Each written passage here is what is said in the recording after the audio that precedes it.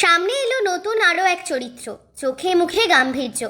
দেব রুক্মিণীর পর এবার স্বস্তিকা মুখোপাধ্যায়ের লুক প্রকাশ্যে আনা হয়েছে।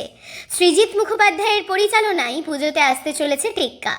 আর এই ছবিতেই ইরার চরিত্রে দেখা যাবে স্বস্তিকাকে। শনিবারেই তার ফার্স্ট লুক সামনে আসে।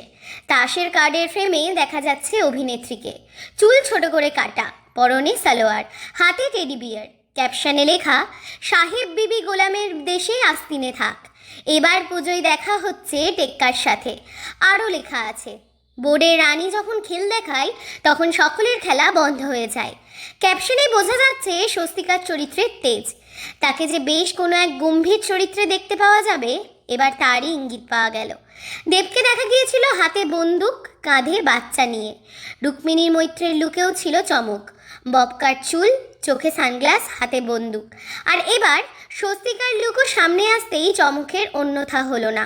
এবার পুজোয় সাহেব বিবি গোলাম নিয়ে বক্স অফিসে যে এক দুর্দান্ত খেলা হতে চলেছে তা বেশ বোঝাই যাচ্ছে।